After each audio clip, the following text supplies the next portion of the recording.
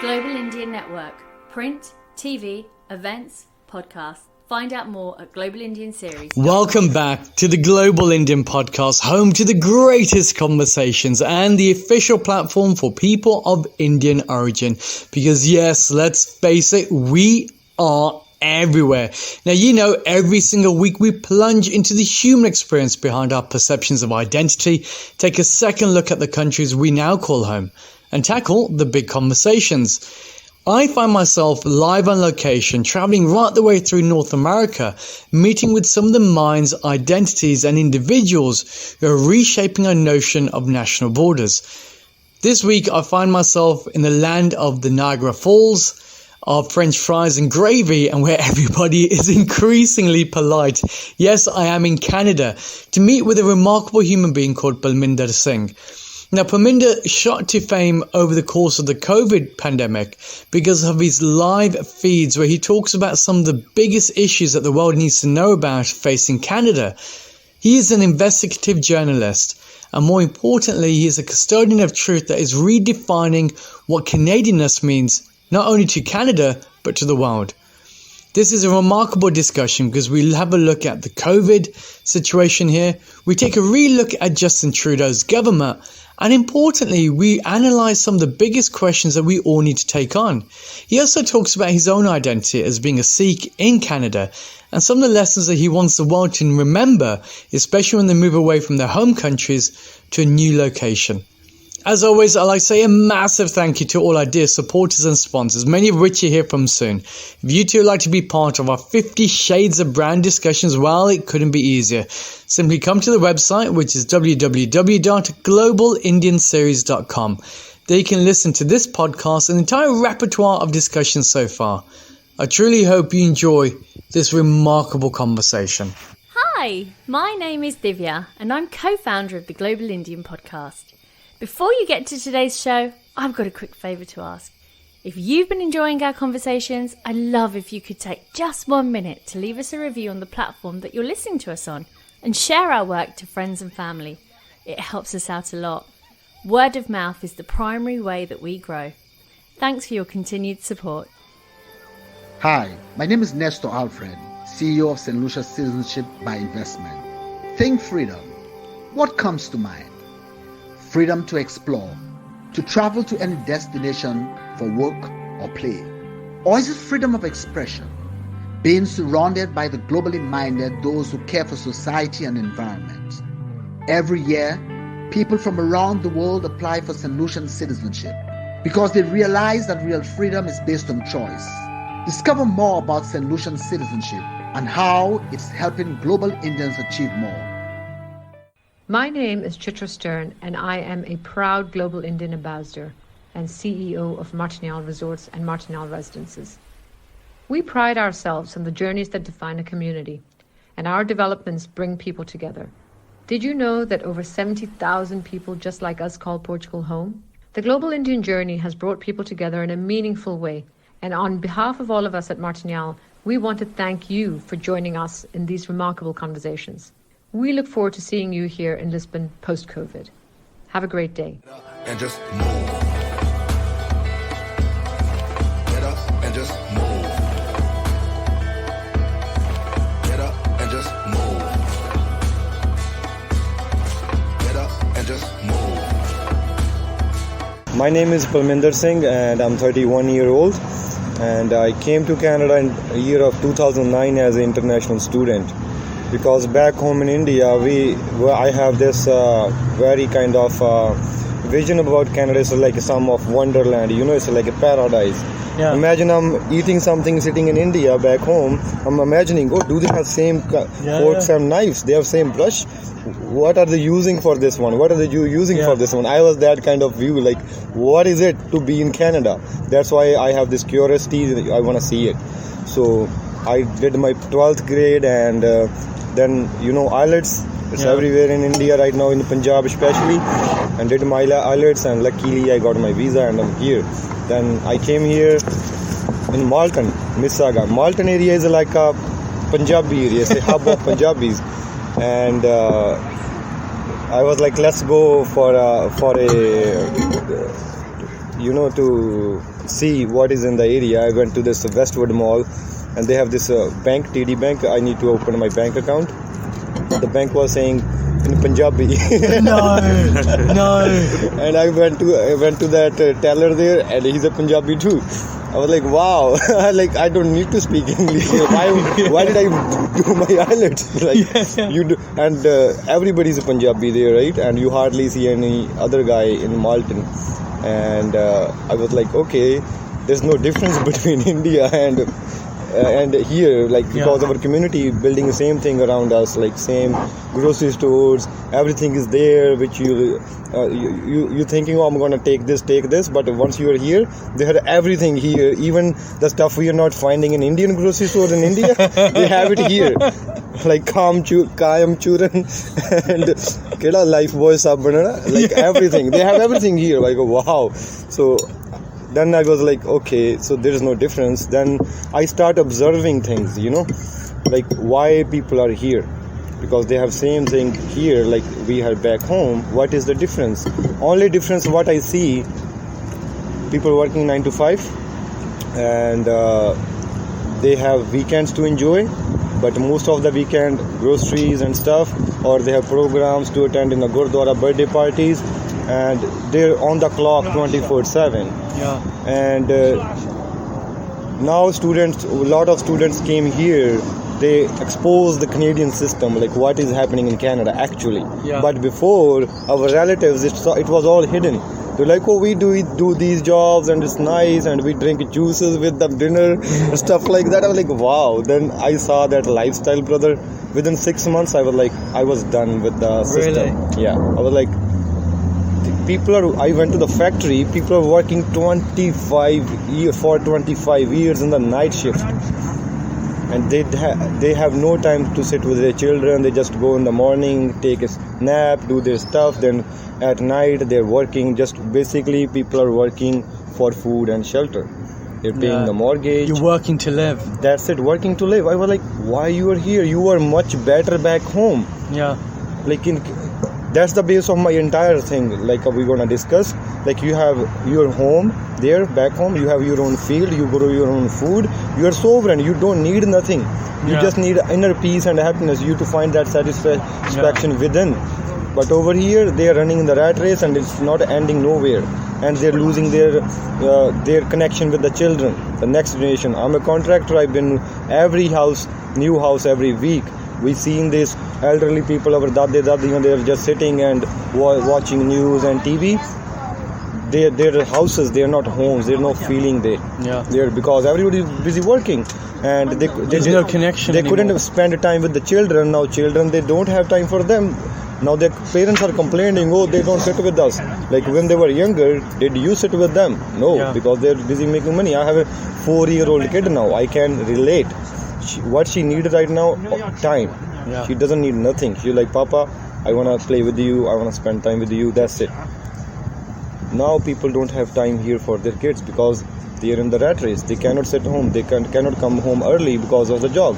And we choose this, that's why we choose this self-employment. I'm a self-employee. I'm sitting here with you today. Even if it's the weekdays, I would be here with you because there's no boss on my head. Because you have freedom, right? I have a freedom. What does freedom mean to you?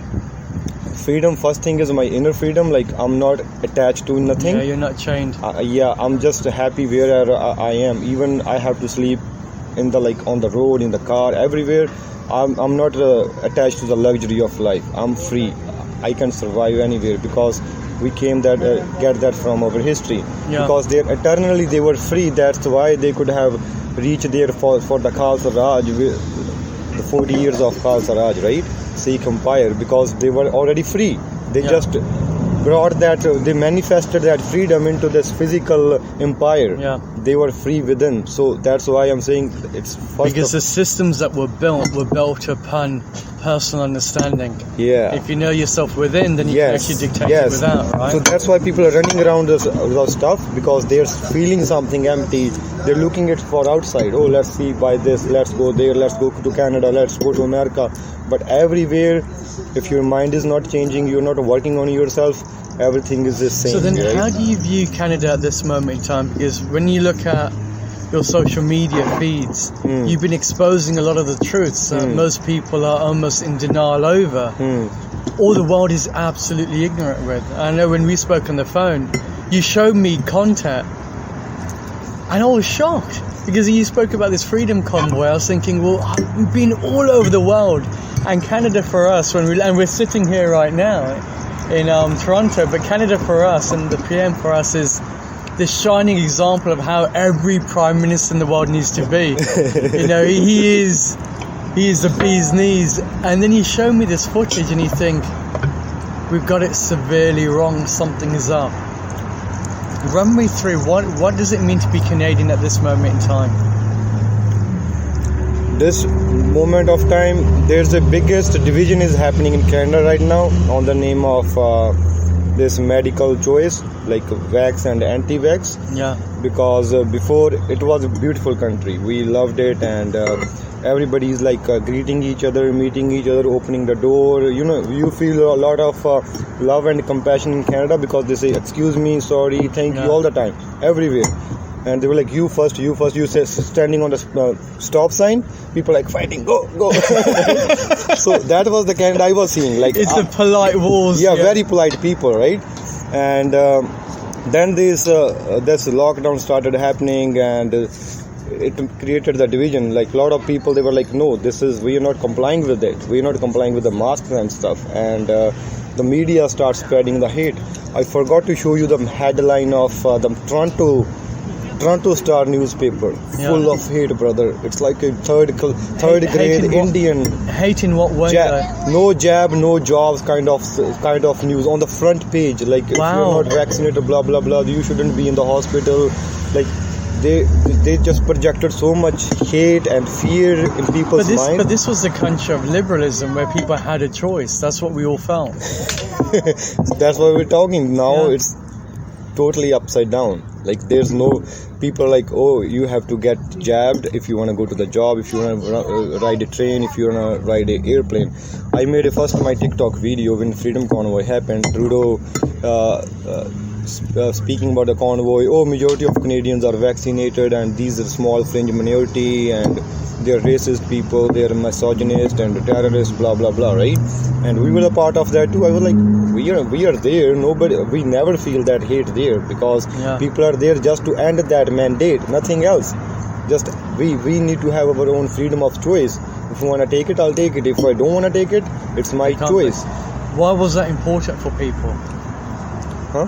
Why was that important for people? Is it about the vaccine, or is it about personal freedom? It's a personal freedom. Is, you know, it was because there were people, they don't like to have these vaccine injected in their body, but there are people, they were like this freedom of choice. Like, I could have taken it. I have no issue with the vaccine, but why didn't I take it? Because Trudeau said, if you're not vaccinated, I won't let you sit next to the vaccinated person. I won't let you ride the train. I won't let you and you're saying ride the flight. That doesn't uphold the Canadian You will values. lose your job if you're not vaccinated. So he's spreading kind of division, fear. I was like, no, I'm not going to get vaccinated now, because he's not convincing me. He's threatening me. So there was a threat, and that doesn't uphold your opinion of what Canada was to the world, or what your understanding of what Canadianness is. And most of these non-vaccinated people, we know that it was very tough time for us, because we cannot go to the restaurants, cannot go to the cinemas, cannot take a flight to go home, because it's been 5 years I seen my family, my mom, dad are back home. Before the COVID, I was planning to go for like few months, you know. Then this COVID hit and everything shut down. And we felt more pain, more problems. They're trying to shut down our life completely. Like, you cannot go to the grocery store, everywhere, vax passport. Yeah. We felt like a second-grade citizen. Same we're feeling in India. As all the minorities, they're treating as a second-grade citizen. We have rights, but only so-called rights. Only if you follow these orders. Only if you follow the rules. So we feel like Canada is being one of those countries now. Like, there's like second-grade citizens now who are not. Is it because it's not about the vaccine, but we place a great reliance on the integrity of governments to do what is well for those people who vote them in. So then, is it your case of having trust in the government to make the right decisions? So what happened in order for you to say, actually, do you know what? I don't believe in this vaccine. What information or what did you see, hear, or feel that made you think, actually, no, there's something else going on here? First of all, you know, we have a 4-year-old kid. Yeah. And about this vaccine stuff, is a lot of stuff out there. A lot of stuff. Because the doctors who are not supporting this vaccine and stuff, they are not on the social media. Their voices they are being banned suppressed. them. So that was the question in my head. Like, even if they are wrong, they should have this freedom to express their view on the media, even in the mainstream media.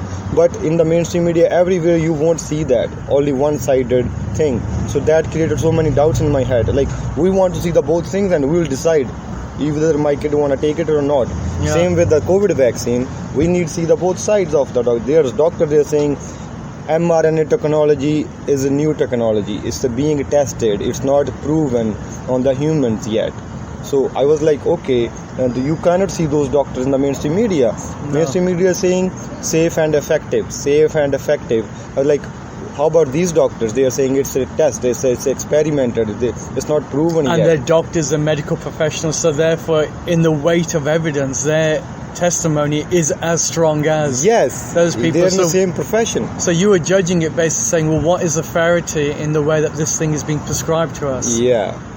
So then we all know that it's all a profit-run business. Corporations are taking over and everything, you know, and they just projecting. And another thing was, we seen a lot of those doctors in those freedom rallies, like whistleblowers. They are not they fired from their jobs. There was a early treatment available for the COVID, ivermectin and other medicines.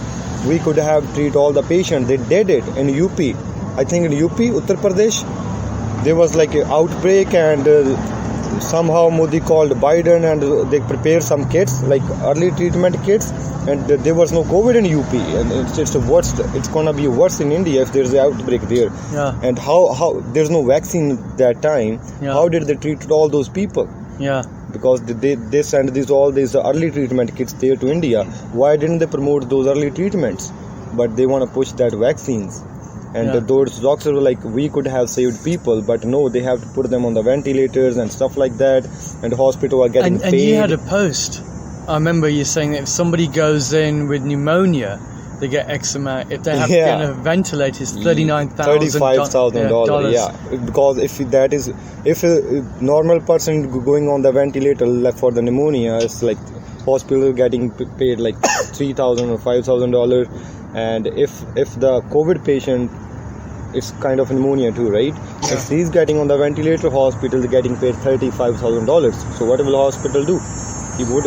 They don't want to treat it. It seems to me though, it's all profit. That the whole question of profit and about social development is what's kind of brought you down to this line to question everything, to say, actually, what does it now mean to be human despite our different forms of appearances?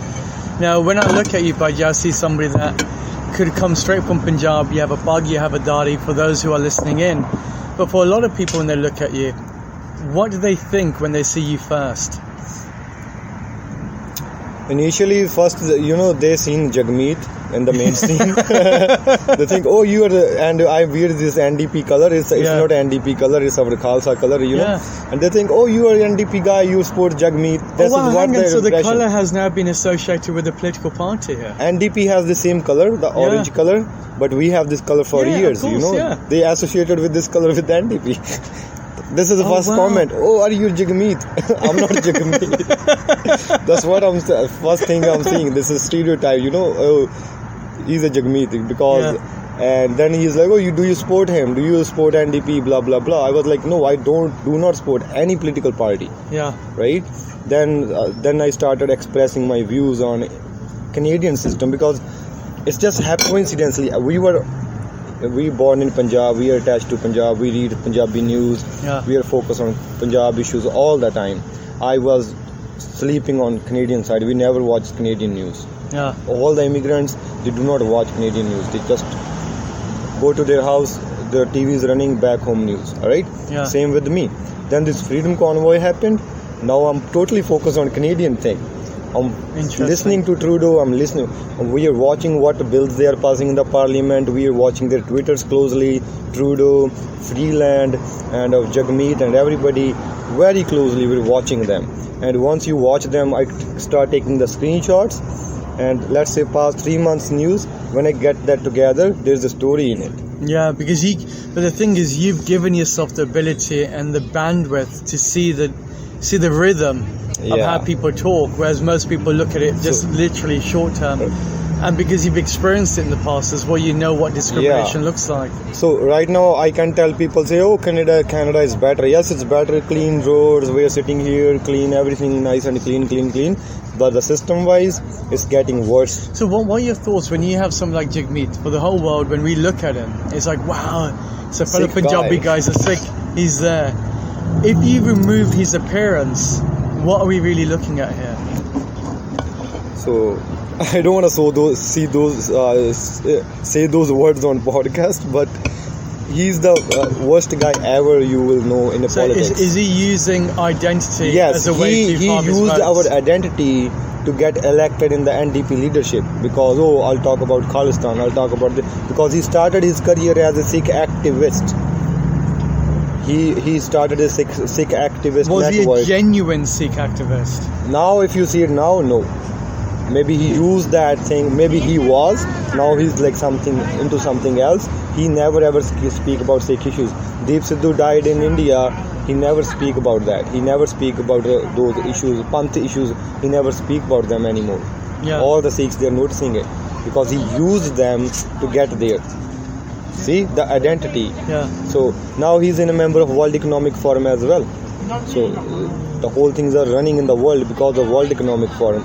All the food crisis, all the lockdowns, the pandemic, they planned it, everything. It's written there. All the documents are present. They did it. So Jagmeet Singh is a member of World Economic Forum. Justin Trudeau is a member of World Economic Forum. That's why they're supporting each other right now. Because of Jagmeet, Justin Trudeau is in power. No Canadian is liking him and no more Justin Trudeau. But Jagmeet Singh voted him to stay, keep Justin Trudeau in power until 2025. Wow. And how does it make somebody like you feel then? Because you're seeing some of that ultimately we are feeling we are betrayed big time. All the Canadians feeling the same thing, because they trusted the Jagmeet too, because he was a nice guy before this thing. He was nice. We respected him as well. Sorry, even now he's a nice guy on Twitter. Yeah, on TikTok. Yeah, you are like supporting the Trudeau, and then why the hell you are just putting your comments on Twitter? Oh, he condemning liberals and Trudeau. I was like, what the heck? You supported him, bro. So then, what does identity mean in Canada then? What does it mean to be Canadian? Now Canadian is just changing now. Canada is no more on I would say it's changing in the worldwide. Yeah. Because first time in the history, people are getting on the one platform in the name of freedom of choice, freedom of everything. Because these globalists, these corporations, they're trying to run their life, not just life, their personal life, their own medical decisions. They wanna make them for them. So whole world is, I think, for the first time, because before the technology wasn't there. Now we can communicate with the freedom fighters in New Zealand, in Australia. There's a freedom fighter in New Zealand. Her name is Katana. Originally she's from US, and she's very involved in the freedom fighter in New Zealand. Canada did the freedom movement here, and they did the same in New Zealand, and same thing happened with them over there. So it's not just a Canadian thing right now. Why did it take? Like, these are big systemic issues, and this has been happening for many generations. Why did it take COVID for people to open up their eyes to say, this is what freedom looks like? Because it seems absurd. We had the whole likes of Ebola that happened in West Africa. Nobody cared. The silence was deafening. We saw what's happening in different parts of the world. Is it just a Western issue now that nothing was happening in the Western countries? Even India was suffering. All the countries were Iraq, Iran, Syria, they were suffering for ages, right? But right now the same fire that was there now coming to West. and they're feeling that tyranny, they're feeling that dictatorship happening in Canada. And I told these Canadians all the time, it's a karma is a bitch, right? Yeah. You are supporting that, we are attacking the Iran, we are attacking freedom, the Afghanistan, our troops are going there, we are supporting our troops. No, they were just there to kill random people. Even all the soldiers, they are admitting it. They're just killing random people there. The same thing is coming to the West as well. And UK and here, everywhere, their own government is betraying them. Yeah. What are these injections doing to them people? There's like millions of side effects. People are dying. Recently in Canada, 6 doctors died after the 4th shot. So what is the government doing? Within 1 week? Within 2 weeks. 2 weeks. And they're from the same... In Mississauga, 4 doctors. Wow. 5 doctors in Mississauga and Toronto, 1 doctor in Saskatchewan. 6 doctors in a week That's died. got reported, but like they got reported after 1 week. And mainstream media, even dog or cat is dying in the neighborhood. It's a breaking news on the CP24. But 5 doctors died, bro. They published the news a week later. So your issue is saying the way in which things are reported shows and demonstrates that there's either a naivety or there's selective moral outrage. Yeah, they're doing it on purpose. Yeah. They don't want to... they're only showing the stuff they want to make you... they want you to see. And it separates people. And people aren't asking or posing themselves the deeper questions. Like, we spoke earlier and he said, when people look at you, they think it's Jagmeet Singh. And it could get us free coffees, perhaps. Not anymore, power. bro. Not anymore. But then there's one thing that when the world looks at Canada, especially when they look at the Sikh community, they always say everybody is a Khalistani, everybody, and especially if you're in India, is saying you are now a terrorist. But when we spoke about this earlier, you said that the way you look at this identity is very differently. So how do you look at it? What does our identity mean to you? And do you feel that is a fair assumption that the world's making? You know, we are human. We judge each other by the way we look. Yeah. Even I do that. I admit it. It's a software. We judge people the way they look. So my identity is helping me to spread the word out, because when the Freedom Convoy started, Trudeau called it as a racist people. Yeah. And my video started going viral after his statement, because we were the part of the convoy as well. Yeah. We're like, wow, look at this racist guy, the white supremacist guy. Right? And I didn't even know, like, I was on Twitter, I was everywhere, like, look at this white supremacist racist guy, right? So my identity helped me to get my message out there, because I was different. Yeah. Otherwise, if I would be the same white guy, I wouldn't be able to spread my word out, because right now I'm speaking, white people are like, thank you for doing that for us. Because it's the same thing white people are saying, people say it's a racist, or they're supremacist. But I'm saying the same thing. Yeah. Now they're like, thank you for doing that, because now people see, oh, there's other guys there speaking. I'm not just alone. He's my friend. We have like a group of 15 friends, and we do this awareness event every month. Even our own community is not aware of it, right? They're still thinking, oh, Freedom Convoy was just, it's a go-around thing. Just to put in perspective for the listeners out there, the Freedom Convoy brought over 500,000 Canadians across the streets, and it went up as far as looking at DC and Washington. So now it became a North American movement of saying this is what liberalism looks like. It's not in the name of any form of nationalism or anti-nationalism, but in the form of humanity. Yeah. However, the biggest movement of people here was almost a blip for us guys in the UK. We had no idea that this was taking place. And then the whole world was almost subjected to actually not understanding the mass movements of people. Some of the images that we saw was this older guy, this gentleman, he must have been in his 70s or so, or 60s. He did a beep, and he was brutally taken by the police and arrested. He showed me an image earlier of, was it a lady that was trampled on by police horses? Yeah. So we're seeing scenes that will be reminiscent of something that's far deeper and almost horrific in other countries that will condemn instantly, but here we've almost missed a piece of it. You know what? In Canada, we are talking about the identity and stuff, right? in Western countries, they are still dividing and ruling people.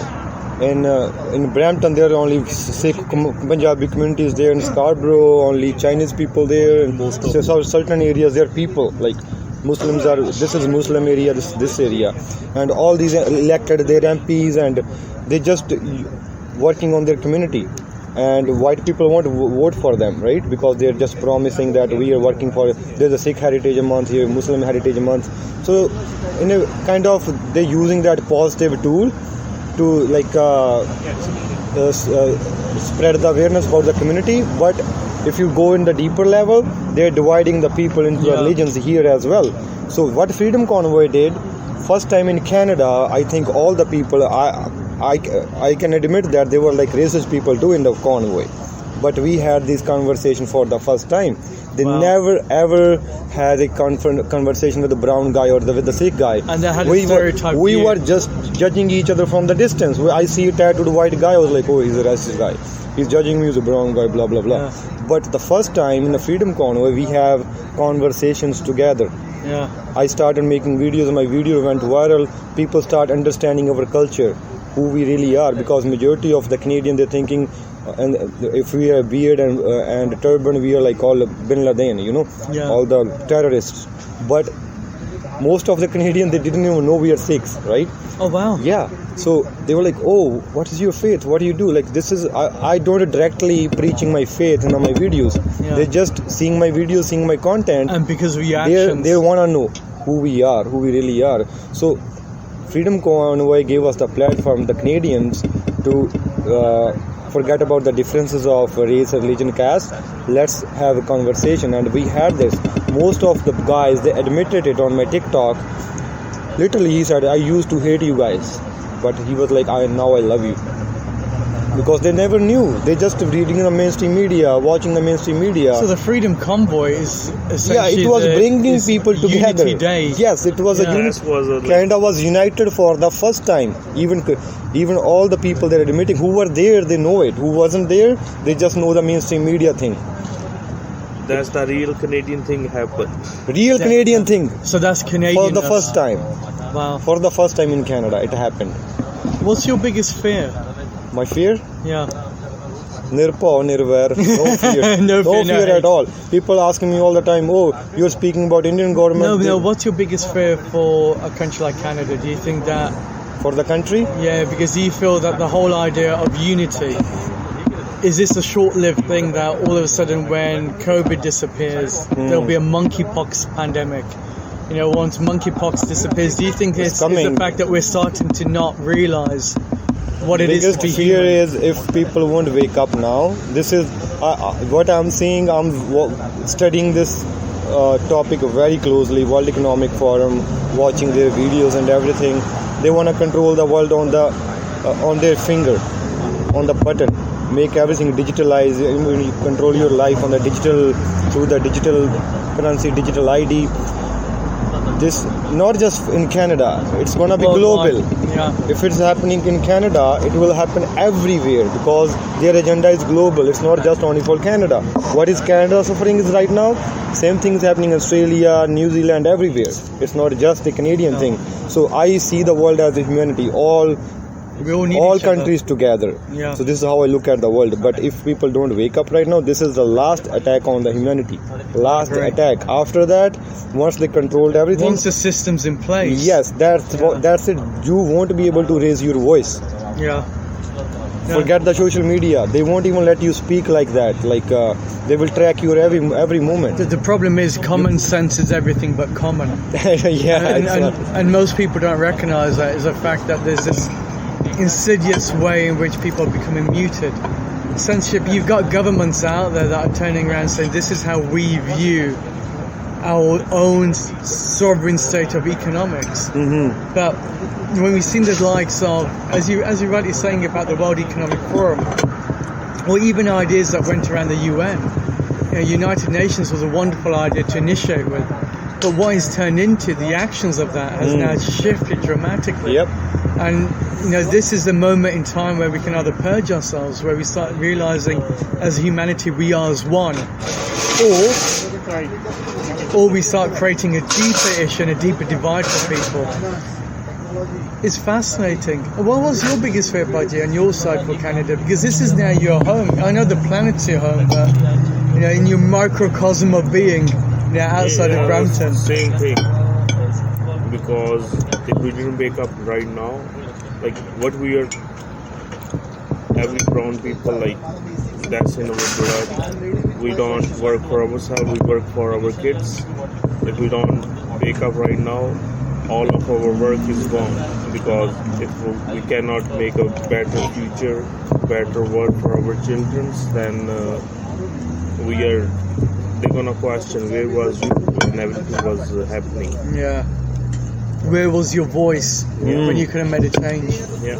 I have a so This is everything is on our shoulder right now. If we didn't wake up or we couldn't wake others up, so the next generation is gonna ask us, where was you when everything it's was? social custodianship. they won't even see it because They'll be so ingrained. they're so become brainwashing people. They won't even realize what is freedom is. Right now we know the freedom. They don't even know what the freedom is. This is a bliss, They don't want to know that. They don't want to disturb their la la land. Yeah. So they want to just live in that illusion that everything is okay, but it is not. It's absolutely. It's that they hide Because inside the this thing closet. already happens with us. In 1984, when the Sikh riots, they say, but like it was a massacre. So the Sanji was saying, oh, this is going to happen. Everybody say, oh, we are living in a peaceful country and Hindus are our neighbors, this and that. It's our own country and it's not going to happen. And in the flick of like this, everything changed. In Delhi, overnight. They start murdering people everywhere in India, right? So when you're here and you see now this is a new country with different communities, do you think as a brown community we recognize actually there's a fragility in all of us? Or do you think people are still holding on to the divides that kind of took place in other countries? Yeah, over here, like,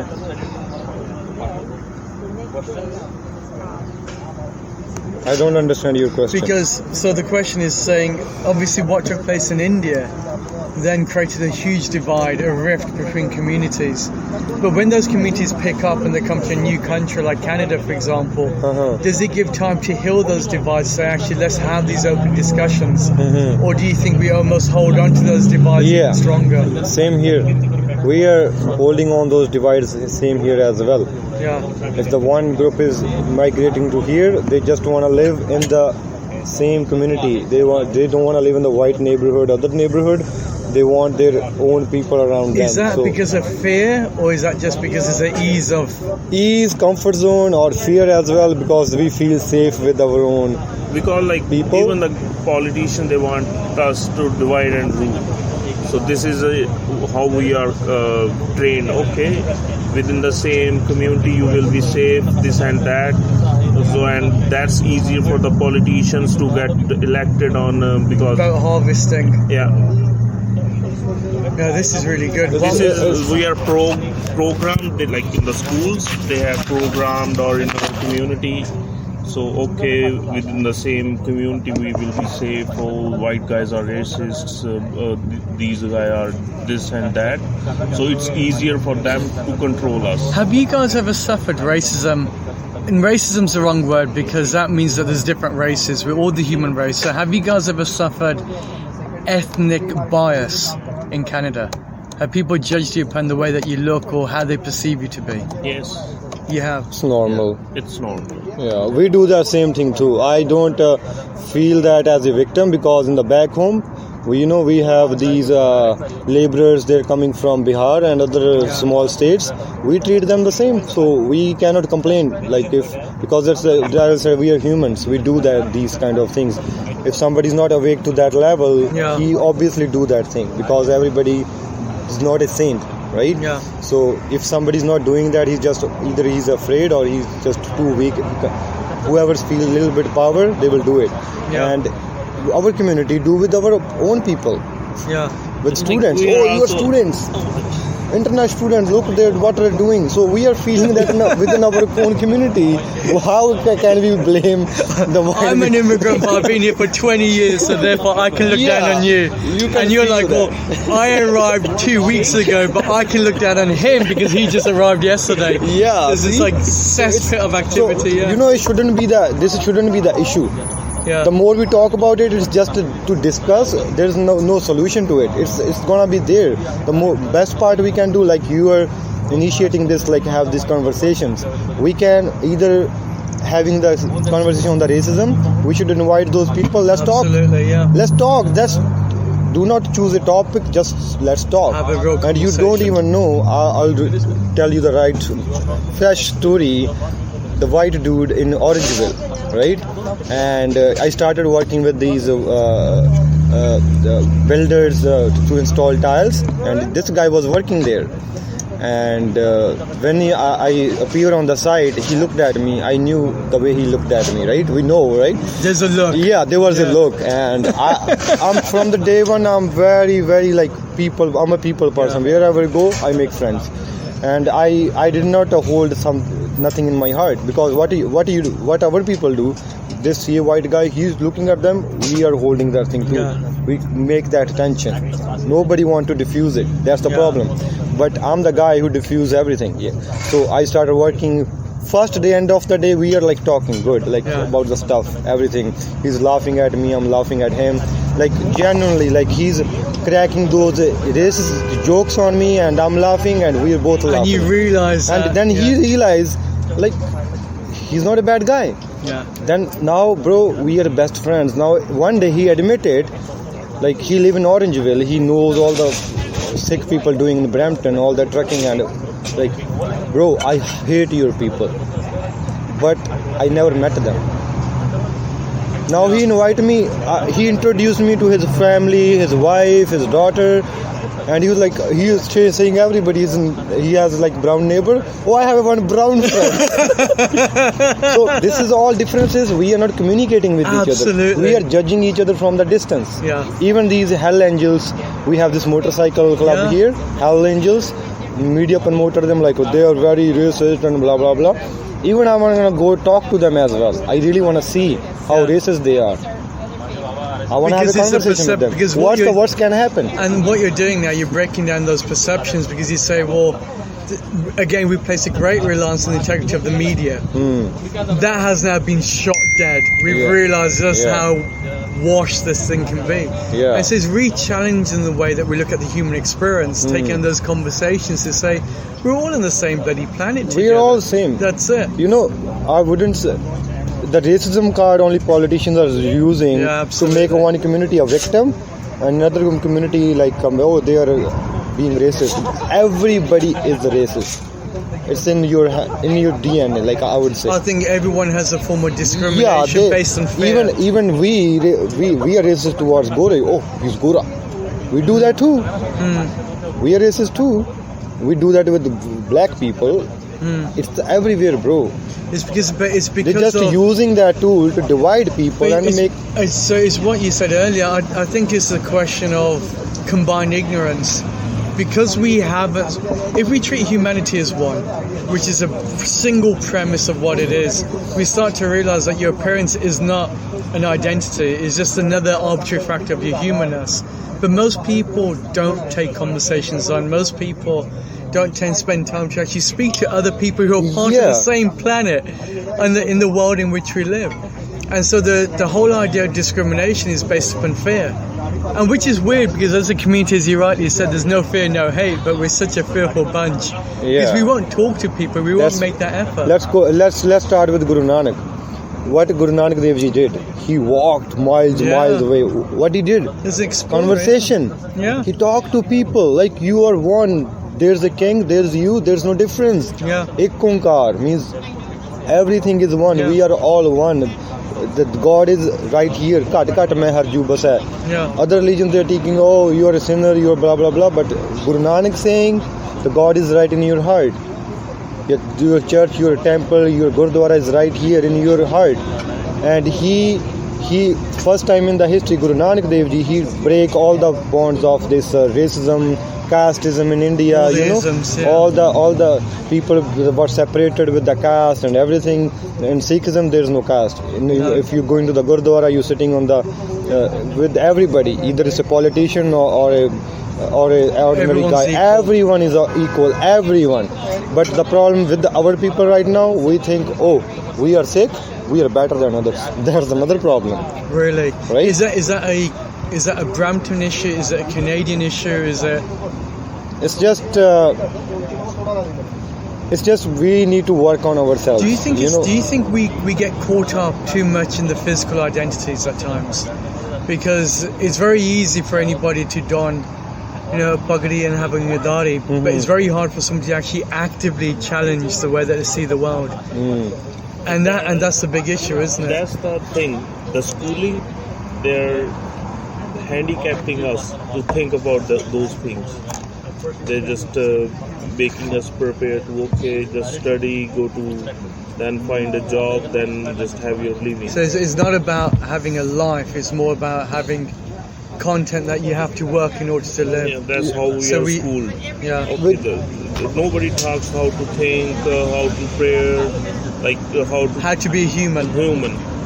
First we have to be human, then the religion starts. Religion is for human to meet the God.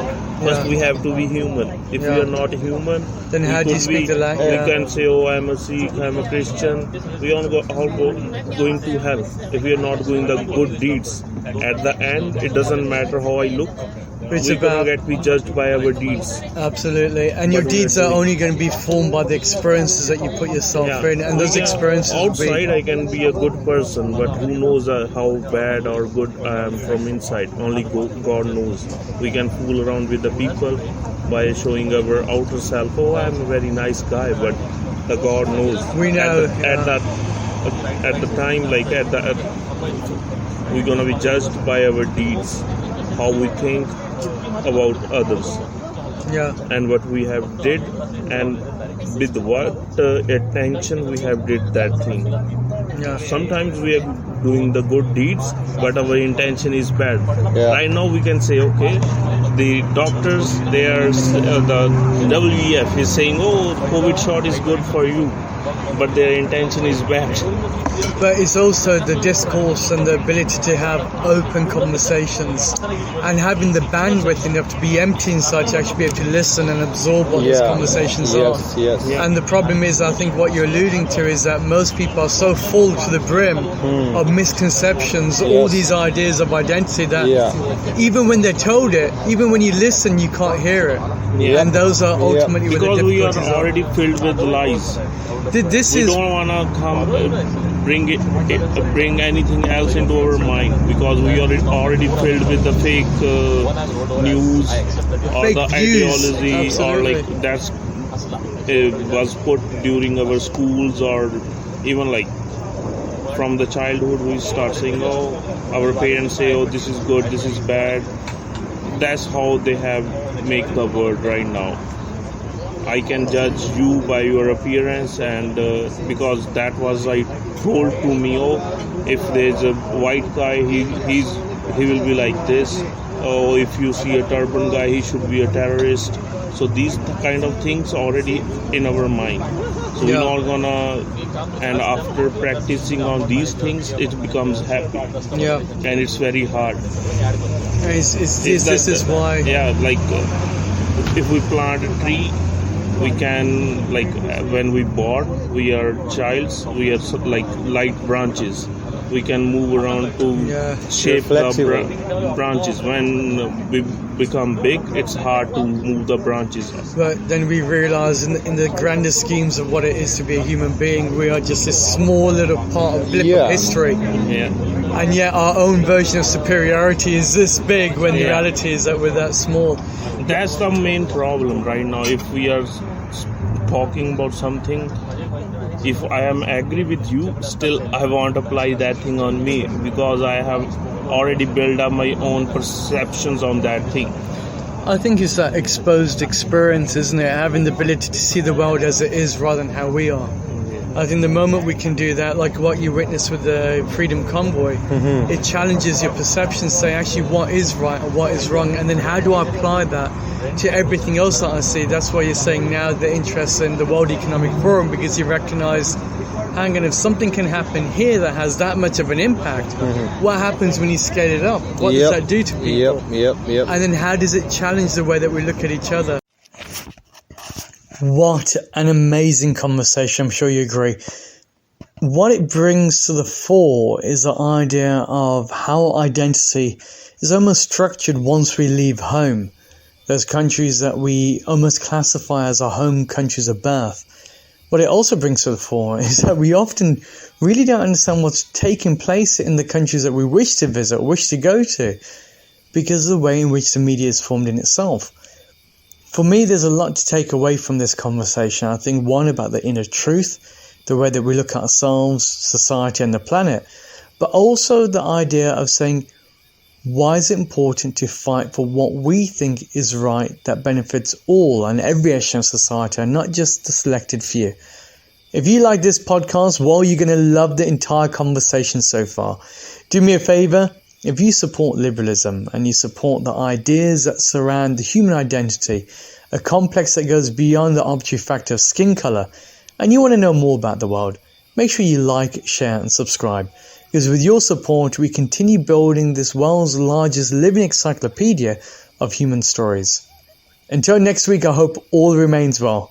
I shall continue with my travels, going bravely and forth to the unknown worlds. Now it sounds a bit too much like Columbus, doesn't it? But I'll continue my travels, and next week you'll find where I land. Until then, take care. Global Indian Network. Print, TV, events, podcasts. Find out more at globalindianseries.com.